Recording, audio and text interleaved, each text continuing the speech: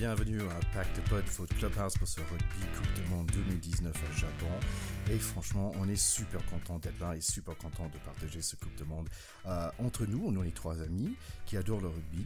Moi-même, donc, je suis TK Terry Kaufman. Je suis américain de base, donc d'où l'accent.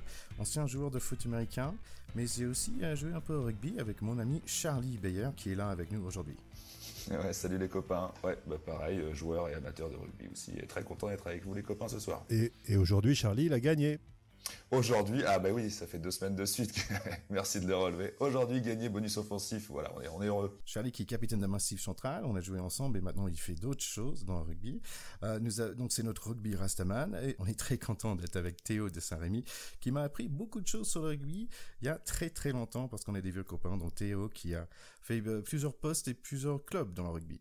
Ouais, j'étais une sorte de mercenaire, mais un mercenaire sympa. Voilà, donc un peu d'ACBB, un peu de Rugby Club Orléans, beaucoup de PUC et beaucoup de Racing, mais surtout beaucoup d'amour pour le ballon ovale.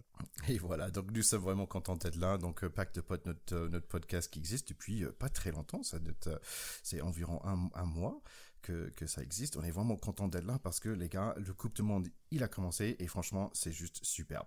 Ah bah là, on est gâtés, on est encore même sans match de l'équipe de France depuis notre dernier épisode de podcast. On a plein de trucs à dire tellement on se régale. Déjà deux grosses surprises, 2 grosses victoires surprises.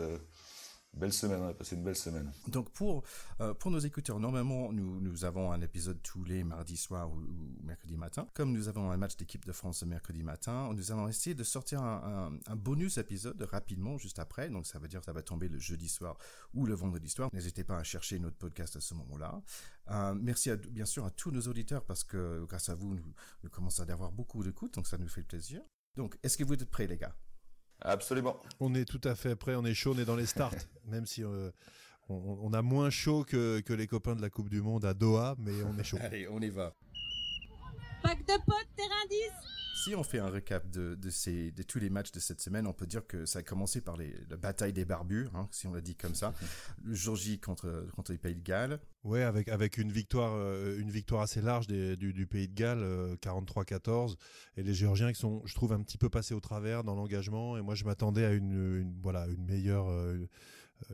meilleure allure de l'équipe de Géorgie. Mais bon, par contre, ils se sont quand même bien rattrapés sur leur match suivant, puisqu'ils ont foutu une belle raclée aux Uruguayens ce matin. Qui pourtant nous avait bien surpris contre les Fidji.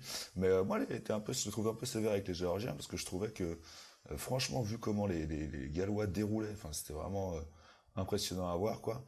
Cette belle machine, vu comment les Gallois déroulaient, moi j'ai trouvé les Géorgiens assez assez héroïques, quoi.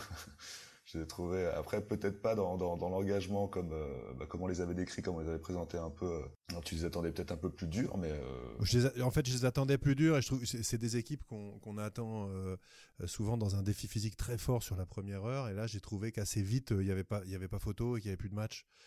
Donc voilà, j'étais un peu déçu, mais ce qui est sympa, c'est qu'ils se sont bien repris contre une équipe surprise qui est l'Uruguay, qui avait effectivement battu les Fidji dans un match qui est typiquement le match de Coupe du Monde qu'on adore, c'est-à-dire encore des vraies petites équipes comme l'Uruguay qui arrivent à faire tomber une grosse équipe si on veut. Les Fidji, ça reste malheureusement une équipe du Pacifique avec les difficultés collectives qu'on les voit avoir, et là on l'a bien vu sur ce match-là où parfois le collectif pêche, c'est-à-dire qu'ils sont bons mais ils vont trop loin, on a l'impression qu'ils jouent à 7 quoi, sur certaines phases de jeu, et les autres ils sont dans un match de rugby à 15 où ils sont là pour mourir sur le terrain, c'est complètement dingo. D'ailleurs à la fin ils interrogent le capitaine, le mec il est en larmes, il dit j'aime mon pays, il mélange tout, il est à fond et c'est mythique quoi. Et là tu te dis le mec il a juste réussi sa vie quoi, c'est hallucinant, c'est magique. Et tu vois le capitaine de Uruguay, il est tout petit par rapport aux Fidjiens qui en fait tout petit, c'est un troisième ligne de fédéral, ouais. Le mec il mesure 1m70 et il joue numéro 6, c'est complètement improbable. C'est sûr. Pour le match de Pays de Galles, en fait, j'ai trouvé que le premier mi-temps c'était Pays de Galles et que c'est comme ils jouaient au toucher en fait, parce que les Géorgiens ils n'arrivaient pas à le mettre de main dessus, c'est tout simplement ils n'arrivaient pas à les toucher, comme les Gallois étaient vite et parfaites. Après les Géorgiens c'est un peu comme nous, c'est des avants, donc ils ont l'aval, tout ce qu'ils ont envie de faire c'est d'entrer dans quelqu'un, le mec qui est en face. Donc finalement le deuxième mi-temps c'était un peu mieux pour eux, je pense que c'était match égal pour le deuxième mi-temps, mais quand même oui, Pays de Galles montrait beaucoup de force lors de cette victoire 43-14. Alors si on peut parler du coup un peu des Gallois et du coup un petit peu dans le désordre. C'est vrai que les Gallois, ils ont fait un bon match contre les Géorgiens, qui était bon match d'entrée en Coupe du Monde. Et puis là, le sommet pour eux du début de Coupe du Monde, c'était aujourd'hui contre les Australiens. Et là, franchement, on a eu à nouveau un match très très beau, très disputé. Ils finissent devant. Donc, ce que ça veut dire, les gars, on sera amené à en reparler, c'est que si on sort de la poule, ce qui n'est pas encore gagné, bien qu'on ait battu les Argentins, on va peut-être être défait sur tapis vert ou presque si par la le météo typhon, est mais clémente, ça, on va y revenir. On va y revenir. C'est du coup, si nous on sort, ce sera probablement deuxième, et ça veut dire que probablement on jouera contre les Gallois en quart de finale. Voilà, ça c'est l'info du jour quand même. Oui, bon, on en parlera un peu après, mais la bonne nouvelle c'est qu'au moins c'est une équipe qu'on connaît un peu plus que les Australiens. Donc si on parlait aussi de Russie, parce que le Russie, bon, ils ont perdu contre la Samoa 34-9, donc logique, mais en même temps, cette équipe de Russie, ils sont venus, personne n'attendait rien d'eux, ils ont quand même mené 80 minutes sur 160, ils ont mené les deux équipes en face, donc le Japon et le Samoa. Bien sûr, bon, ils n'ont pas gagné leur match, après ils ont laissé beaucoup d'essais passer, mais je trouve qu'ils sont pas ridicules, ils sont là, ils se défendent bien, ils ont un super moustache à partir de leur capitaine, franchement au niveau de moustache, bravo. Plus qu'au niveau barbe, ils sont pas mal. Moi, je trouve que les Russes, ce qui fait plaisir, même si c'est une nation, on sait qu'ils se sont ramenés là un peu par hasard. C'est les derniers arrivés, je pense, dans le... C'est les derniers arrivés, puis surtout c'est suite à une magnifique foirade de World Rugby qui a réussi à faire arbitrer un Espagne-Belgique par un trio d'arbitres roumains, dont en fait la fédération avait tout intérêt à ce que la Belgique ne passe pas. Donc c'était un match à 150 000 pénalités contre la Belgique ou un machin comme ça. Du coup après il y a eu bagarre à la fin, etc. Ils ont disqualifié tout le monde, Roumains, Belges et Espagnols, et les Russes se sont retrouvés dans le bon wagon, et un peu par hasard ils sont à la Coupe du Monde, mais normalement ils n'étaient pas là. Par contre, ce que je trouve avec ces deux matchs qu'ils font, c'est qu'ils prouvent qu'ils ont des joueurs qui ont du caractère, et que c'est une équipe qui peut-être grandira. Voilà, grandira, et c'est sympa de voir des petites nations comme ça. On n'était pas habitués, quoi. On était plus habitués à voir la Roumanie que la Russie, et moi je suis content de voir ces Ruskov, et ils se sont pas troués, je trouve. Ils font leur job. Ils donnent envie de revoir, comme le numéro 3 de Samoa, qui a un gros monsieur quand même. Il est beau, barbu, c'est tout ce que j'aime. Ah, c'est un des plus longs, je sais plus son nom. On essaiera de trouver une photo qui le met un petit peu en valeur, parce que des physiques comme ça, dans le sport de haut niveau, moi je valide. Je suis toujours content de voir des sportifs de haut niveau avec des physiques qu'on va qualifier de pas forcément 100% athlétique. Le numéro 3 des Samoa, c'est pas Kevin Mayer, c'est un autre type de sportif. Voilà. Donc, je pense qu'ils peuvent facilement jouer dans la NFL à cette taille-là quand même. Ah, je pense qu'il peut être pusher. Ouais. Allez, on avait aussi ce fameux match. Donc pour beaucoup de personnes au début de semaine, c'était le match de ce Coupe du Monde. C'était Fidji 27 qui était battu par l'Uruguay, et vraiment un niaque et envie, une équipe, une solidarité d'équipe vraiment phénoménale de cette équipe d'Uruguay. Donc c'était le match du tournoi jusqu'à là. Ouais, c'était la grosse surprise qui avait commencé cette semaine. C'est vrai que j'ai un peu regretté, parce que l'Uruguay, dans la présentation qu'on avait faite, on a été très très succinct. Du coup, je m'en suis un peu voulu, mais il y a, Théo en parlait un peu tout à l'heure, mais c'est vrai qu'il y avait dans cette équipe ce côté latin un peu qu'on connaissait aux Argentins. Mais des mecs qui vont crever pour le maillot, quoi. Au Déline, tu sens qu'ils sont vraiment là pour, ils se sentent pousser un honneur ou un devoir, je sais pas, de victoire, de faire parler de leur pays, face à des Fidjiens qui étaient en effet un peu, qui semblaient un peu en dilettante. Je pense que tout le match, ils se sont dit, on finira par remonter. Il y a bien un moment où ils vont craquer, quoi. Je pense qu'ils ont été surpris par ces Uruguayens. Ouais, le mot-clé, on va le dire en espagnol, c'est corones, quoi. Les mecs, ils ont vraiment été au bout de ce qu'ils pouvaient. D'ailleurs, il y a 2 ou 3 mecs qui sont sortis pétés. Enfin bon, ils ont vraiment tout donné.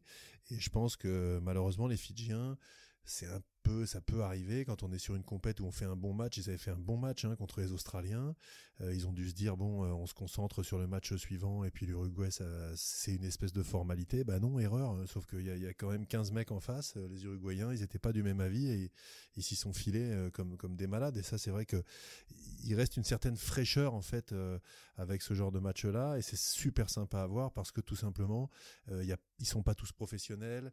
Ils sont au Japon, mais ils sont un peu en vacances. Je veux dire, c'est pas des mecs de l'ATP qui parcourent le monde, la terre entière, quoi. Il y en a qui jouent à droite à gauche, quelques-uns en Uruguay, quelques-uns aux États-Unis, mais ils sont aussi dans l'aventure de leur vie, et ils vont au bout d'un truc, et ça, c'est magnifique. Voilà. Je pense que ça se sentait surtout à la fin où ils s'embrassaient tous, ils étaient tellement contents, mais c'est aussi une question d'être vraiment presque parfait au pied. Je pense qu'il était 7 sur 6, le numéro 10 là, qui était vraiment parfait au niveau de pied, mais en face, c'était pas du tout le cas. Des erreurs, comme tu as dit aussi, Fidji peut-être fatigué après leur match contre l'Australie et envie de garder un peu de force pour le match contre Pays de Galles. Et puis ce qui est triste, c'est que du coup les Fidjiens, on sait qu'ils sortent, quoi. C'est fini pour eux, c'est fini, et on est toujours, voilà, on l'a déjà dit, hein, mais toujours désolé, on court après cette équipe du Pacifique qui irait un jour en quart ou en demi, et on n'y arrive pas. Ils n'y arrivent pas. C'est toujours un peu décevant. Il y avait une petite statistique que je trouvais intéressante là-dessus, c'est que la dernière fois ils ont joué, le Fidji a gagné 68-7. Donc c'est un peu normal qu'ils avaient un peu de confiance en allant dans le match. Ça prouve aussi que les Uruguayens progressent malgré tout. Alors d'ailleurs, moi j'ai regardé un peu la compo, il y en a quand même pas mal qui jouent aux États-Unis.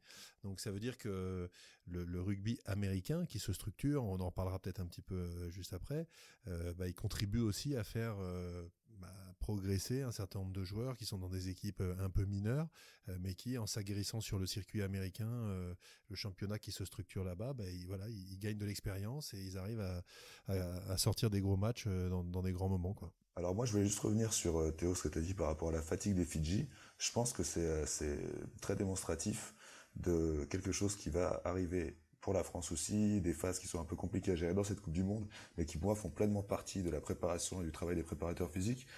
Pour moi, ça fait clairement partie d'une technicité que là, clairement, les Fidji ont raté, quoi. Ils n'ont pas été préparés à cet enchaînement. Oui, ils sont passés à côté. Et puis, faut pas oublier que le rugby, c'est pas du ping-pong ou du volley. Hein. On peut pas enchaîner les matchs comme ça. Donc, il y a une dimension effectivement fatigue, épuisement physique après les matchs qui est incontestable. Donc, c'est vrai que c'est des phases très très difficiles à gérer. Mais enfin, après les équipes, elles sont normalement coachées pour ça. Donc après, nous avons aussi vu, on va dire, la puissance européenne contre l'Amérique du Nord quand même, parce qu'il y avait l'Italie qui a bien mis un raclé sur le Canada. Pas grand-chose à dire, 48-7. Il y avait l'Angleterre, l'équipe B, on va dire comme ça, de l'Angleterre qui a bien mis un raclé sur les États-Unis aussi, 45-7. Est-ce qu'il y a des choses à apprendre par rapport à ça? Pas forcément pour les États-Unis. Non, sur l'Italie, je dirais que ce que ça révèle, c'est que le Canada est une nation qui est quand même présente, dans toutes les coupes du monde depuis longtemps. C'est une nation qui n'arrive pas à grandir parce que finalement l'Italie, qui reste une petite nation de rugby, là ils ont joué contre deux équipes plus faibles, ils ont mis 2 fois des valoches, ils ont fait leur match, c'est très bien. Là, ils vont jouer maintenant les Blacks et l'Afrique du Sud. Ils vont en prendre 50 les 2 fois. Enfin, c'est à peu près annoncé. Hein. Ça peut pas se passer autrement. Donc, on voit l'écart qu'il y a entre les très grands et le Canada, qui est une équipe qui malheureusement n'arrive pas à grandir. Pour les États-Unis, je dirais que c'est un petit peu différent parce que ils ont été quand même moins bons les dernières années. Par contre, ils sont, je pense, sur une meilleure trajectoire. Ça reste anecdotique de prendre 40 points contre les Anglais. Ce qui est intéressant, c'est que surtout le rugby se développe beaucoup aux États-Unis. On a vu bientôt le transfert de Mathieu Bastaro là-bas dans la Ligue américaine. On voit qu'il y a des joueurs d'un peu partout qui y vont. Ça intéresse des Français. Peut-être qu'ils vont apprendre l'anglais là-bas, hein, j'en sais rien. C'est pas que pour le rugby. Mais voilà, en tout cas, effectivement, ces deux équipes nord-américaines, elles ont quand même beaucoup de mal à exister face aux nations qui ont une culture rugby, quoi. Ouais. Moi, j'ai du souvenir que les États-Unis, ils ont fait plutôt un bon match contre l'Angleterre il y a 4 ans, mais peut-être mes souvenirs me trompent. Mais oui, sinon, j'avais 2 choses à dire par rapport à ce match de l'Angleterre. Numéro 1, tu avais déjà mentionné, Théo, que l'Angleterre, quand ils peuvent, ils vont toujours essayer de mettre un essai de plus. Et toujours. En fait, il y avait le sonnerie du fin de match. Ils avaient le ballon en main et au lieu de taper, ils ont essayé de jouer quand même. Il y a le numéro 20, je pense, les États-Unis qui a réussi à récupérer la balle. Et en fait, après 2-3 minutes, finalement, les États-Unis a finalement réussi à marquer l'essai contre l'Angleterre. Et tant mieux. Je trouvais ça vraiment disrespectful, je sais pas. Mais quand même, tu gagnes 45-0 et tu as envie de mettre encore une. Mais tant mieux pour l'équipe des États-Unis de le mettre une dans le visage quand même. C'est quand même génial de marquer un essai aux Anglais. Voilà, au moins ils sont pas venus pour rien. Et puis sur des matchs comme ça, finir à 0, c'est quand même toujours humiliant, quoi. Donc moi je suis super content aussi que les Ricains aient pu marquer un essai. Ouais, en plus qu'ils ont envie de faire un petit essai de plus, les Anglais. Bon, j'ai pas trop apprécié. Donc je souhaite à la France toute bonne chose pour. Ils hésitent jamais à appuyer sur le champignon. Bon, il y avait quand même un joueur, je suis pas sûr si vous avez vu, qui s'appelle genre Genghis Khan ou un truc comme ça. C'est quelque chose Genghis. Et j'ai pensé à Genghis Khan quand même parce que ce mec, c'est un remplaçant de pilier, je pense, et qui fait juste exploser les gens en face en fait. Et donc je vous invite de chercher son nom sur YouTube pour voir des clips de voir des petits Américains qui s'envolent quand ils sont attaqués par un camion comme lui quoi. On va le regarder. On mettra également une petite image de lui. Alors, il y en a un qui aura au moins pas fait le voyage au Japon pour rien chez les États-Unis, dans l'équipe des États-Unis. Moi, il y a un truc dont je suis persuadé, c'est que le numéro 7, à vie, il va dans tous les bars rugby de partout sauf en Angleterre, il se fait payer des godets parce que pour avoir cartonné enfin le Owen Farrell qui agace toute la planète rugby depuis un petit moment. C'était le premier rouge de la Coupe du Monde. Le dénommé John Kill, il n'y a pas été avec le dos de la quille, c'est clair. Je pense que lui, avec le dos de la main morte. Mais par contre, moi, même si c'est Owen Farrell qui nous énerve depuis longtemps, moi, c'est vrai que je déteste voir ces images-là malgré tout.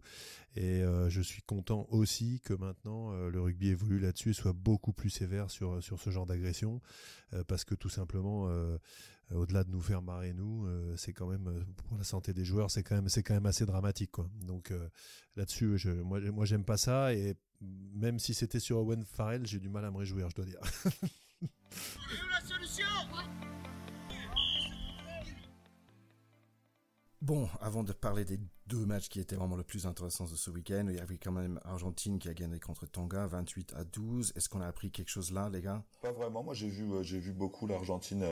Sur la première mi-temps, j'ai trouvé l'Argentine assez impressionnante, plus que contre nous. Peut-être ils ont retrouvé leur jeu. Peut-être ils ont voulu se réveiller de leur premier match raté. Ouais, les Tonga ont fait une bonne fin de match, on va dire, mais c'est vrai qu'ils sont pas bien rentrés dedans. Oui, c'est dû à ça aussi. C'est peut-être les Tonga qui ont des joueurs au début et plus joués à la fin. Mais moi, vraiment, au début, les Argentins m'ont impressionné sur la première mi-temps. Est-ce qu'on vit que l'Argentine batte l'Angleterre? C'est compliqué, pas franchement. C'est difficile de répondre parce que ça, on va en parler après, mais ça va dépendre aussi de nos perfs, de nos résultats français contre les Américains et les Tonga, dans la mesure où, en particulier, si jamais le Typhon se mettait à nous faire annuler le match, ça veut dire match nul. Et là, honnêtement, c'est la cata. Mais d'ailleurs, moi, d'un point de vue du règlement, j'hallucine complètement. Je trouve ça complètement dingue. Ouais. Ça fait 10 jours que le Typhon est prévu et qu'il n'y ait pas une solution de repli, de changer de ville. Je sais pas. Enfin, il y a bien une solution de repli. Attends, le Japon, c'est grand. Ils peuvent envoyer les mecs à 300 bornes. Enfin, faut arrêter. Et je trouve ça complètement dingue. Je pense que les Typhons sont grands aussi. Les Typhons sont peut-être grands aussi, mais moi, ça me paraît absolument incroyable. Et c'est vrai que je trouve que ça donne aussi un petit éclairage sur parfois le côté un peu incohérent des attributions de pays, de dates, etc. On voit ça avec le Qatar, que ce soit là le championnat du monde d'athlé ou le mondial en 2022 de foot qui va se jouer en hiver parce qu'il fait trop chaud là-bas. Et les gars, vous découvrez pas quand même qu'il y a des typhons au mois de fin septembre au Japon? Il faut peut-être se réveiller quand même sur l'organisation de compétitions comme ça. Même si moi je trouve ça génial que ce soit au Japon, on le fait pas à la période des typhons. Parce que imagine simplement qu'on fasse match nul et qu'on soit pas qualifié à cause de ça. Je veux dire, la coupe du monde, elle est par terre. C'est ridicule. Oui, ok. Donc si j'ai bien compris, si c'est avant le match, donc c'est match nul pour les deux équipes, c'est bien ça?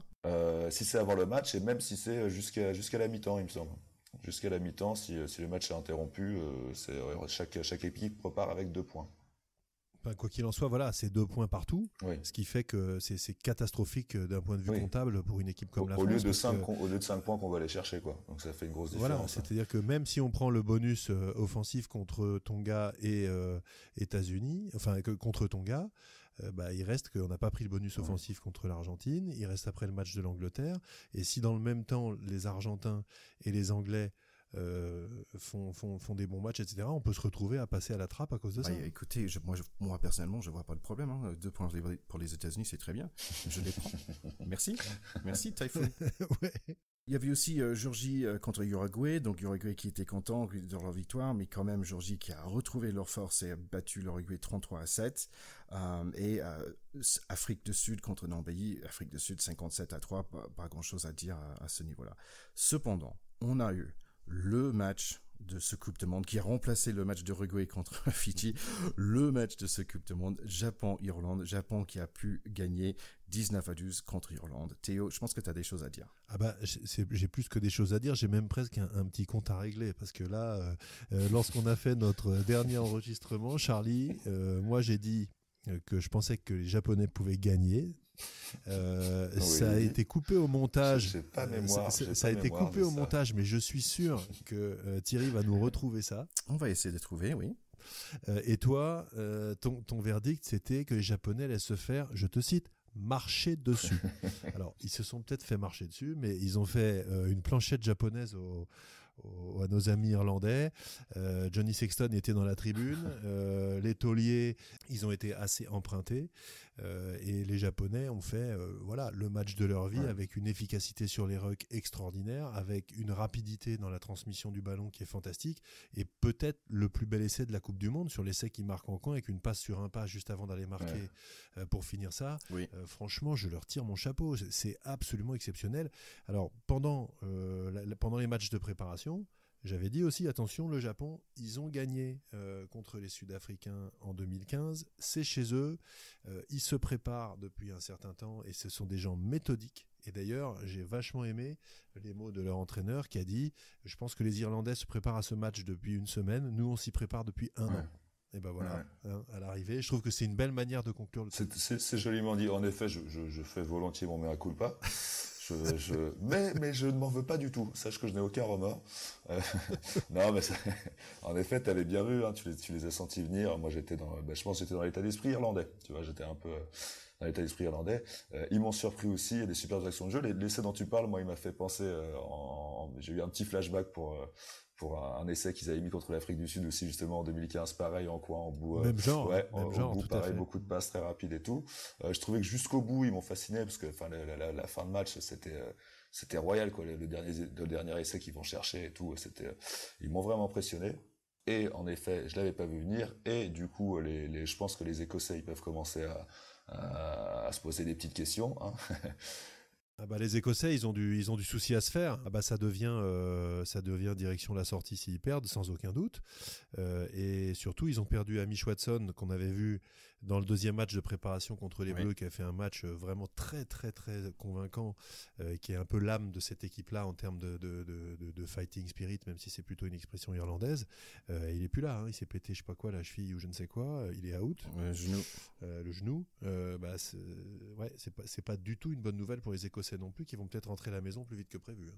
Je voulais juste dire que, en fait, c'est pour ça que moi, franchement, j'adore le rugby, parce qu'il était 11h du matin, j'étais avec mes enfants et ma femme, on est en train de hurler à la télé, debout, et franchement, c'est pas une mauvaise chose que ce rugby Coupe du Monde, ça se passe à je sais pas, 9h ou 10h ou 11h. C'est les petits déj. Parce que franchement, c'est le petit déj de rêve, avec toute cette énergie des équipes japonaises, on était debout en train de hurler, allez, allez, allez, allez, et quand ils marquaient, on était vraiment super contents.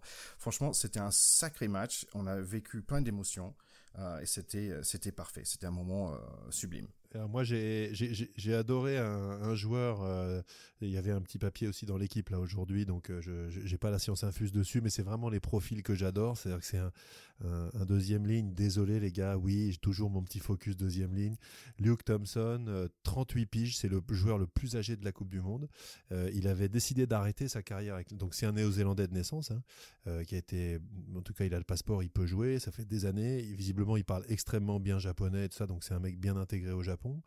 Ce gars-là, il avait arrêté sa carrière internationale. Il était dans son canapé en train de dire à sa femme, oh là là, j'aimerais bien y être quand même. Elle lui a dit, bouge-toi chérie, je te soutiendrai. Et le mec, il y retourne et il gagne à la tête de cette équipe-là.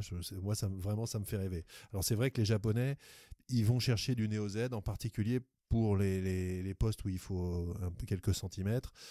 Lui, il fait 1m96, 108 kg, c'est pas non plus un monstre, mais les Japonais, ils ont pas trop ces gabarits-là. Pour tout le reste, franchement, ils ont beaucoup de joueurs à connotation, à consonance japonaise dans les noms. Donc c'est une équipe qui est quand même assez authentiquement japonaise. C'est pas non plus une armée de mercenaires tous naturalisés. Il y a beaucoup de gars qui sont natifs de l'île. Moi, dans l'équipe du Japon, il y a un petit gars qui m'a bien plu, il s'appelle Shita Aurier, c'est le talonneur du Japon. Et si Ticket nous repère dans chacune des équipes de jolies barbes, je me suis rendu compte qu'il y a aussi de jolis dreadeux dans les équipes et que ce petit talonneur me plaît bien. Il a une très belle coupe et il fait partie de voilà. Je pense que dans chaque équipe il y a un dreadeux. Il y a le 8 du Pays de Galles aussi. Il y a aux États-Unis aussi il y avait un... Écoute, Charlie, en tant que le rugby Rastaman de Pacte de Potes, t'as tout à fait droit. Hein. Voilà, c'est ma petite parenthèse style et coiffure, voilà. Bah, il était quand même joueur du match de ce monsieur. Ah oui, non, en plus de ses qualités capillaires, il a des qualités rugbystiques. On mettra bien entendu sur le Facebook quelques images des dreadeux, comme les appelle Charlie, pour lui faire plaisir et aussi pour que chacun puisse se faire sa petite idée. Théo, tu avais parlé de Thompson Nevozed. En fait, j'avais envie de parler de lui aussi parce que on parle beaucoup de papa et c'est un nouveau terme pour moi en français. Tu vois, tu parles de papa, je dis ok, ça veut dire quoi exactement? Ah oui, ça veut dire en gros un bon joueur avec un vétéran avec un certain bouteille. Lui, c'est presque un papy avec le cheveu blanc qu'il avait dans la barbe. Je disais mais c'est qui ce gars? Qu'est-ce qu'il fait là? C'est fou. Quand il sortait du terrain, comme moi quand j'avais 41 ans, comme mes derniers matchs de rugby, bah c'était difficile de même sortir du terrain, quoi. Ouais, mais lui, il est à la Coupe du Monde, quoi, c'est ça. C'est là où c'est un vrai papa.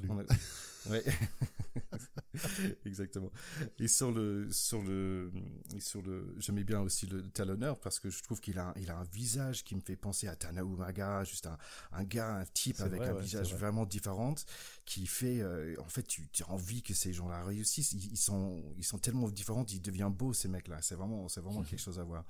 Bon, cette Japon-Irlande, fantastique à voir, et en fait on était vraiment gâtés parce que le jour après on est gâtés par un Australie-Pays de Galles. Ouais, alors c'est vrai que moi j'ai vraiment vibré sur les deux matchs de façon assez différente. Les Australiens et les Gallois, c'est une équipe, les Australiens qui réussissaient pas aux Gallois depuis pas mal d'années. Donc là, ils ont réussi à les battre en allant finalement en menant assez largement, puis en étant repris.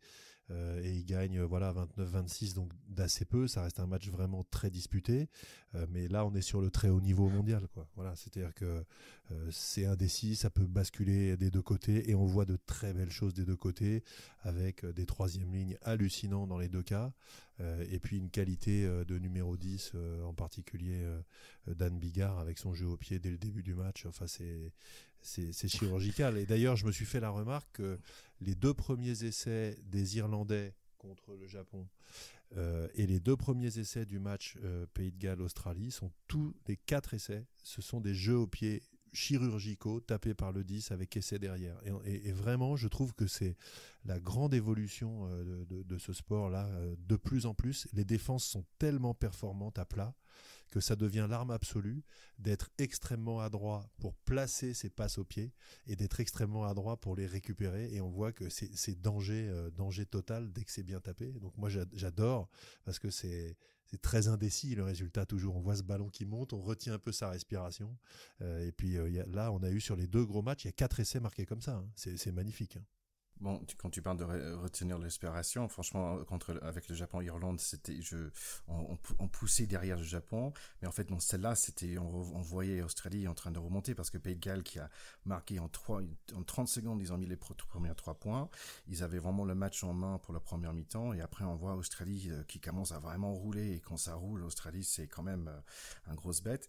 Donc, c'était quand même dangereux à voir. Donc, moi, je retenais mon souffle, c'était difficile à regarder les dernières 10-15 minutes de ce match-là. Ouais, il y a beaucoup de tension, on est un peu crispé sur le canapé, hein. Ah oui, grave. Mais après c'est super agréable aussi parce que contrairement au Japon, moi j'étais pas pour je m'en fichais un peu de savoir qui gagnait, quoi. C'était une sorte de crispation pour le jeu, quoi. Tout à fait. Pour nous c'est un peu secondaire. En plus, on sait que les deux équipes vont sortir. Après, la seule question, c'est est-ce qu'on préfère jouer nous contre les Australiens ou contre les Gallois. Alors moi, je trouve que les deux, en imaginant qu'on est deuxième de la poule, on rencontre le premier de cette poule-là. Vraisemblablement, ce sera les Gallois. Moi, je pense que c'est plutôt mieux comme scénario parce que c'est une équipe qu'on connaît beaucoup mieux. On s'est troué au dernier tournoi Destination contre eux, mais on les menait 16-0 à la mi-temps. Donc, on sait très bien qu'on peut les secouer, et ils savent très bien qu'on peut les secouer aussi. Alors que les Australiens, ça reste une des nations majeures du Sud. Il y a toujours un petit complexe. et on a beaucoup plus de mal à rentrer dans ces matchs-là. Donc moi, je pense que c'est peut-être mieux pour nous de tomber si on arrive à finir deuxième. On a l'habitude, on l'avait déjà fait en 2011. C'était passé à pas grand-chose, mais c'était passé. Ouais. D'après les Gallois, c'était passé grâce à l'arbitre. Bien sûr. Nous, on s'était bien fait enfler en finale. En fait, j'étais impressionné par Hooper parce que je ne connaissais pas du tout ce mec. Ouais, le numéro sacré 6, joueur. le capitaine. Et c'est un sacré joueur. Il a marqué dans les 2 derniers matchs. Il a des épaules. Lui, à la muscu, il doit pas être bon à prendre. Je le prends pas au concours. Il doit pas trop rigoler. C'est vrai. Bon, franchement, c'était un week-end superbe de rugby.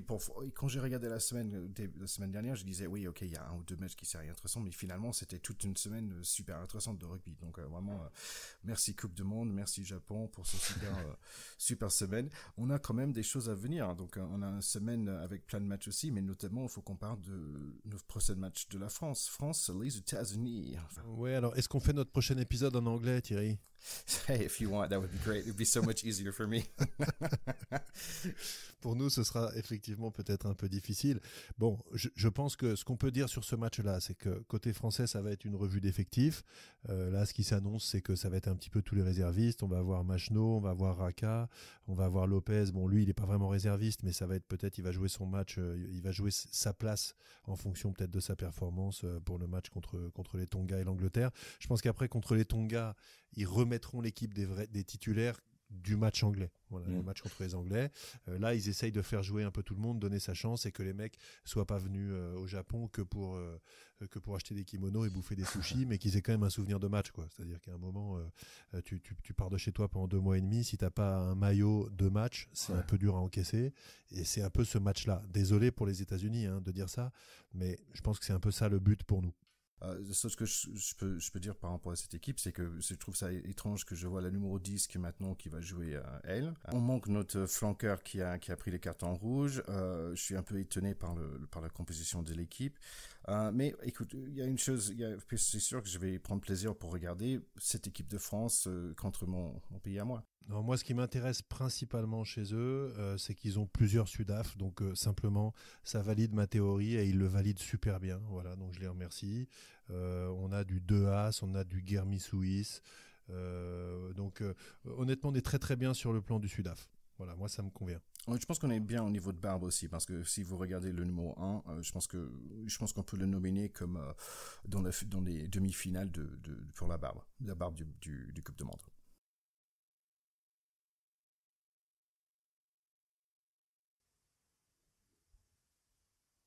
On va regarder de près, ouais. Moi, juste par rapport à l'équipe de France dont tu parlais, c'est vrai qu'on arrive dans ces matchs un peu revus d'effectifs de la Coupe du Monde, sans évidemment manquer de respect aux États-Unis et aux Tonga, mais c'est un peu les matchs où tu vas faire tourner. On va voir, il y en a qui peuvent sortir du lot, il y en a qui peuvent. Et en effet, ceux qui vont, comme tu dis, ceux qui vont être alignés contre le Tonga, c'est ceux qui a priori devraient enchaîner après sur l'Angleterre. Mais du coup, ça va permettre à tous les joueurs un peu polyvalents, je pense, d'enchaîner des matchs, parce que là, pour faire toute cette revue d'effectifs, en ayant quand même 2 équipes compétitives et sans les cramer, sans cramer tout le monde, tous les Ituria, les Tamac, les Ficou, mais en gros, oui, ces joueurs-là vont être très précieux et ça va permettre de faire une revue d'effectifs complète avec juste à certains postes clés, des mecs qui vont devoir doubler, mais ils vont devoir doubler en changeant de poste a priori. Donc, pour résumer sur ce match-là, moi, ce que je dirais, c'est que j'espère simplement que le typhon va nous laisser tranquille et qu'on n'aura pas la 3e surprise du mondial. Les États-Unis qui battent la France, là honnêtement ça va être très très dur de continuer pack de potes. Là on va être au fond du sac. Il y aura ticket tout seul dans pack de potes. Salut les copains, c'est une semaine géniale. Là, je ferai un anglais tout seul. Il y avait une chose qu'on n'a pas parlé, c'est en fait Bamba qui nous quitte malheureusement. Ouais, et ça, alors sur le Bamba qui nous quitte, c'est encore un signe de cette non-compréhension et cet amateurisme. Enfin, je trouve, c'est à la fois de l'irrespect et je trouve ça fait un peu clampin, quoi. Ça fait un peu les mecs savent pas ce qu'ils font. Mais le fait de faire une déclaration officielle aux journalistes sur les comptes en disant qu'il y a Antonio est appelé pour remplacer Bamba. Et 2 heures après dire l'inverse. Non, que c'est pas aussi long, mais il y a eu un battement comme ça où ils ont finalement annoncé. Je sais même pas qui c'est au final. Moi, j'ai toujours pas compris du coup. C'est celui du Racing. Ah bah c'est le mec du Racing. C'est Sédaté Gomez ça. qui a déjà fait des matchs. Ça tombe bien parce qu'on n'a pas besoin de joueurs compétents en ce moment, hein, vu qu'on est les mains au du guidon au niveau du top 14. Mais comme le Stade français d'ailleurs. Oui. Heureusement, on n'en parle pas trop en ce moment pour vous deux, vos fans de Paris. Non, on n'en parle pas. Moi, je trouve dommage que c'est pas Antonio parce que comme je pense que j'avais dit dans un de nos préludes, quand même, j'aime bien ce joueur qui est gros, bien sûr, beau et barbu, c'est parfait.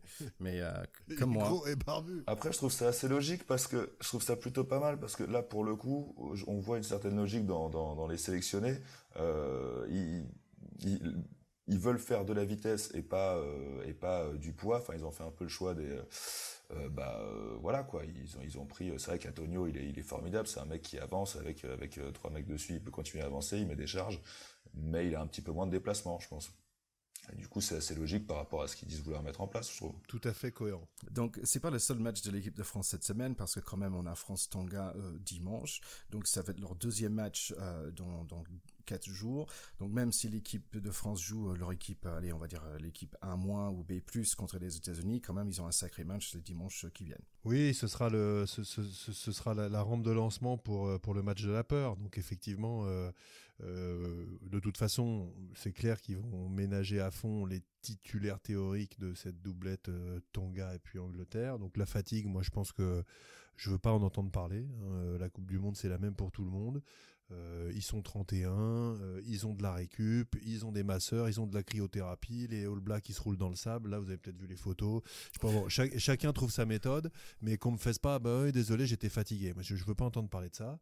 Donc, qu'ils aillent gagner contre les Américains, qu'ils en passent une sérieuse aux Tongiens, qu'il n'y ait pas trop de pété à la sortie de tout ça, et qu'on arrive pour un petit crunch à l'ancienne, où on est à peu près les titulaires qu'on voulait, et qu'on se donne une petite chance, même si on n'est pas favori. Voilà. Mais qu'on n'ait pas des psychodrames et des maux de tête en arrivant avant de jouer contre les Anglais, parce que déjà, si on est en pleine possession de nos moyens, ça va être compliqué. Alors, je pense que c'est très pensé. Hein. De toute façon, là, les 2 matchs qui vont arriver, comme on a dit dans la revue d'effectifs, il y a le temps de repos, la façon de lancer bien sur le dernier match avant le fameux match de la peur, comme tu dis, contre l'Angleterre. Tout ça est très réfléchi. Moi, ce que je dirais sur les 2 matchs à suivre, et particulièrement sur le match contre le Tonga, on va juste tous croiser les doigts pour que Penaud sorte indemne de toutes les charges tongiennes qu'il va se prendre, parce que c'est notre petit chouchou pour le reste, pour la suite de la Coupe du Monde. Ok, donc nous avons 2 matchs d'équipe de France cette semaine, donc plein de choses à voir. Nous avons aussi Écosse-Samoa lundi matin. D'autres matchs intéressants pour la semaine, Géorgie-Fidji quand même, parce que je pense que ça va être assez rude ce match-là. Et c'est des beaux matchs à voir. C'est des styles très opposés, donc ça risque d'être sympa effectivement. Pardon, j'avais un truc que je voulais dire par rapport à l'équipe de Géorgie, parce qu'on avait déjà dit au niveau de barbe, c'est des barbes de nécessité, mais quand même, Géorgie, Uruguay, je trouve les Uruguayens, ils ont des barbes de cowboy dans les films, tu vois, ils sont sur les plaines pendant 2 mois, ils reviennent, et ils ont envie de se faire raser, quoi. Ouais, mais l'équipe du Uruguay, il n'y a pas que des barbes, attention, il y a des barbes, comme tu dis, de cow-boy, mais il y a surtout un mulet. Il y a un mulet, et d'ailleurs le mulet, il est pas sur n'importe qui, il est sur Kessler, le joueur dont tu avais déjà parlé, parce que c'était un nom qu'on pensait qu'il est arrivé en Uruguay plus vers 45, sa famille, parce que Kessler, ça fait pas très... Et surtout que son prénom, c'est German, et son prénom, c'est German. German Kessler, et il a un mulet, mais de l'espace, qui a déjà fait le tour des réseaux sociaux, c'est déjà une star ce mec, donc au-delà des barbes, il y a d'autres choses à aller chercher quand même. On peut peut-être faire un focus moustache, hein, les gars, moi je veux bien, hein. Ça va devenir compliqué après aussi niveau système pileux de tout suivre, hein, mais bon. Et ça m'étonne que vous n'avez pas capté en fait l'embuscade de moustaches qu'on a eu en Australie, Pays de Galles quand même, parce qu'il y avait des moustaches partout. Allez. Pour les autres matchs de cette semaine, on a aussi quand même Angleterre-Argentine qui est samedi matin, donc ça à 10h, je pense que je vais être cloué devant mon télé, en espérant que je crie pour le bon. Ça c'est un match à voir, ça c'est clair. Donc on a dit qu'on n'était pas trop sûr qui on voulait gagner, pas encore, mais bon, à voir. Il y a quand même Japon-Samoa, je pense que ça va être beau à voir, et voilà, donc on a quand même beaucoup de matchs à voir pendant cette Coupe du Monde.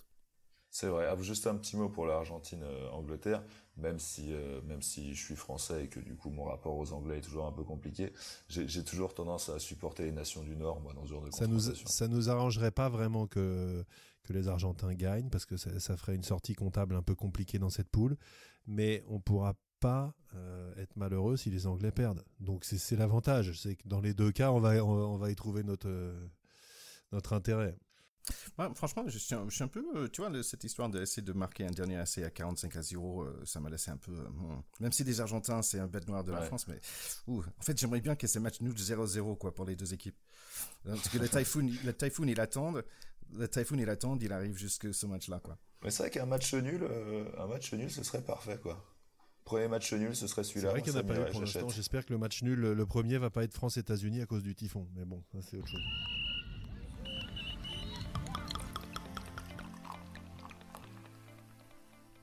Allez les gars, on a beaucoup de rugby à regarder, ça va être super. Donc je vous remercie tous les deux d'être là avec moi. C'est vrai, quand même comme tous les semaines, c'est un vrai plaisir d'être avec Plaisir vous. partagé, plaisir totalement partagé.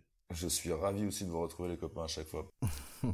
On a beaucoup de rugby cette semaine. N'oubliez pas, nos chers écouteurs, non, n'oubliez pas, nos chers auditeurs, que nous avons essayé de faire un petit bonus pour vous, normalement jeudi soir, vendredi soir, pour faire un recap sur le match USA-France. Donc regardez vos iTunes, regardez Spotify, regardez notre site web pour notre prochain épisode. Et notre Facebook, on l'annoncera bien sûr. Ouais. Vous pouvez nous suivre sur Instagram, Twitter et Facebook. Merci beaucoup les gars, à bientôt. À très bientôt. Merci les copains, merci Ticket, merci Théo. Et aussi merci à Manu Rodier pour la super musique, c'est Pat de Pote et à très bientôt. Bye bye. Ciao, excellente semaine, bye.